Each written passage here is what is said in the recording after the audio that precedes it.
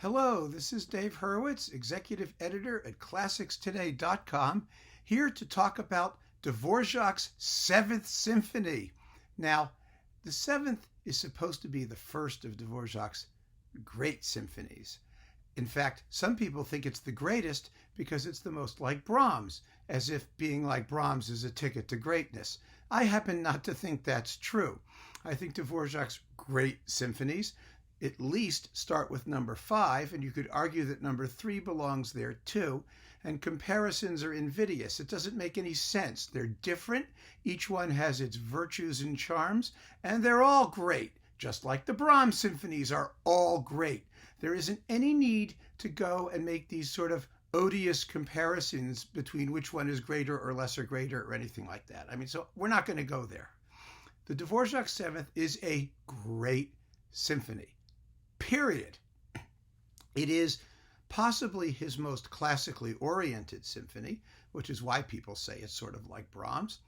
And it has a few sort of textural issues that different performances treat differently. I would just like to tell you about very quickly. A lot of performances diddle the timpani parts for some reason, which I don't understand because the way Dvorak wrote them is fine.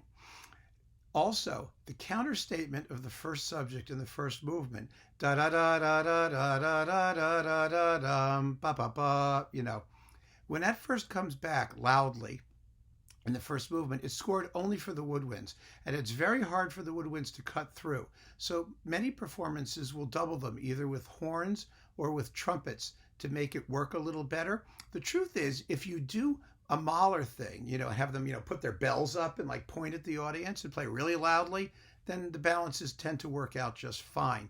And some performances have shown that it's really not an issue. But, sometimes they double, sometimes they don't. It's not a crime.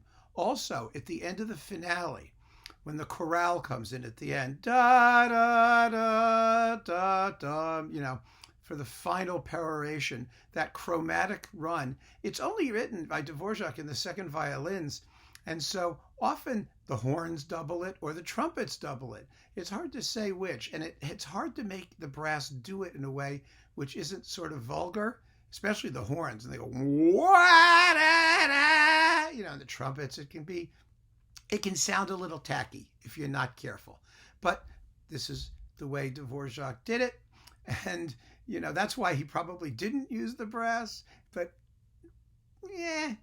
I'm not sold either way. And what really matters is everything else about the performance, not whether or not these tiny textural emendations get made or not. But you should know about them, because when you hear the performance, it gives you a little something to listen for and to make up your own mind how you think it sounds.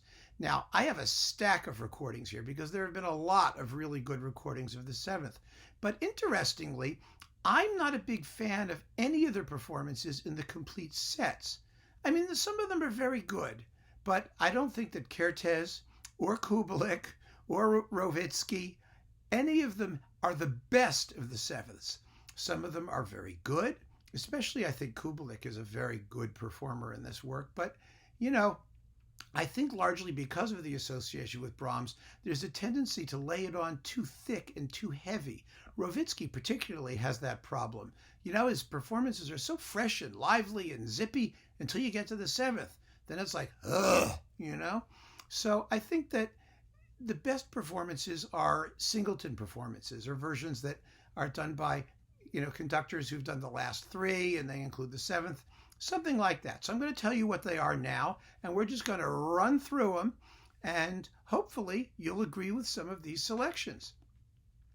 First, Nicholas Harnoncourt. Harnoncourt's last 3 Dvorak symphonies are some of the best things he ever did.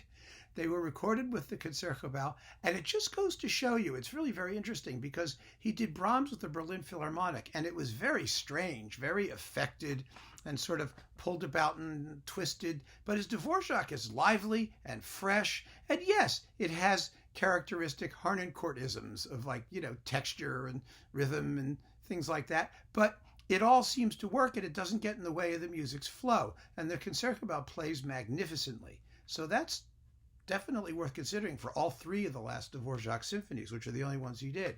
Next if you believe that the seventh is tragic, this is the Dvorak Death album. Klaus-Peter Floor with the Malaysian Philharmonic Orchestra. Now, I have to tell you, I did program notes for these people, so, I did have a certain investment in them, but not in these recordings or for these performances. But I'm just saying that as a disclaimer. Anyway, Floor is a wonderful conductor, very, very underrated. These are beautiful performances. The nice thing about this is that you get Otello and the Wood Dove in addition, which are also both about death.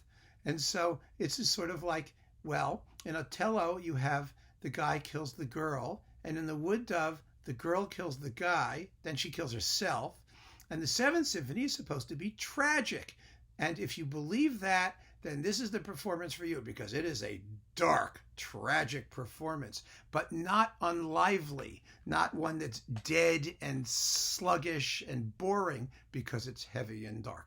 So I think it's really a really fine disc for the entire package, even if it's not the recording of the seventh that you're going to turn to every day, Next, James Levine with the Chicago Symphony, coupled with the New World. This is just a great, taut, wonderful performance from the same period roughly that, Levine was doing his Brahms symphonies in Chicago, which was also a great series. These are just clean, sharp, exciting, rhythmic, punchy performances, and definitely worth considering. Next, my gosh, we have so many of these. It's incredible. It's really fun to go through them, actually. I mean, I was listening to a lot of them and spot checking them, and what a joy this symphony is. I mean, it just is so beautiful, melodically. Oh my God, it's so gorgeous. And, it was great fun putting this little talk together. Ormandy and Philly, along with a very good eighth. Nobody ever pays attention to these performances, especially because Ormandy's RCA legacy is supposed to be less interesting than his Columbia legacy. But these are terrific. It's Philadelphia at its sumptuous best. And again, there is nothing soggy, nothing affected, nothing. They're just beautiful, flowing, romantic. It's sort of the essence of what romantic orchestral playing ought to be. And the sound is very good, too. They were well engineered. That's a great record. I mean, it really is. There's some really great stuff that Ormandy did for RCA, but no one pays much attention to it. Of course, at the same time, there was Szell. Szell, who was supposed to be the ultimate in Dvorak's last three symphonies. I happen not to think so, but I think his seventh is really, really one of the great ones. One of the most beautiful things about this performance is the extremely flowing slow movement. It's a lot quicker than I think a lot of other people do, but it's so beautiful. I mean, the way that the chamber music like textures and the woodwind playing, and it's really special. You really have to hear it. It's just terrific. And I mean, the whole symphony goes beautifully. It's a very, very exciting and swift and sensitive performance, and not stiff ever, like Szell could be. Szell could be kind of a disciplinarian, sort of, you know what I mean, the dominatrix, except he wasn't he was a dominator, not a dominatrix, but you know what I mean, right?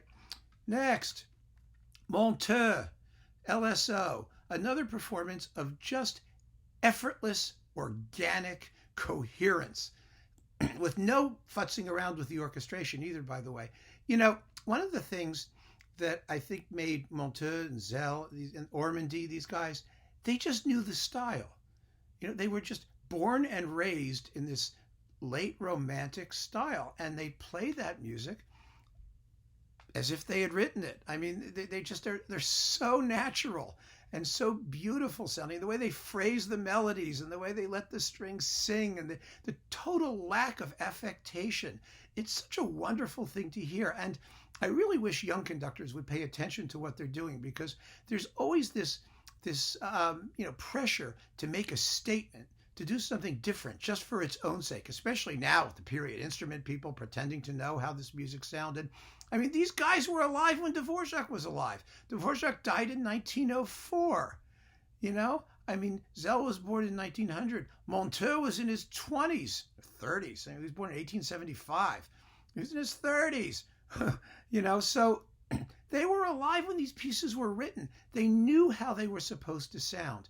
And it's so lovely to hear them play them. And it's such a lesson for all of us in what this music ought to sound like. And the idea that we have to resort to some textbook notion of authenticity that some scholarly people dug up is such nonsense when we have these performances right before us to tell us exactly what authenticity really meant in this music.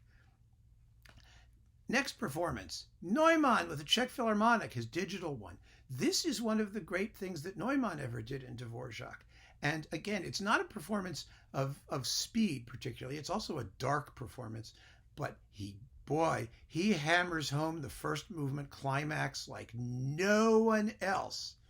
I mean, the timpani are just pounding and the horns come in. Oh, it's great. It's thrilling.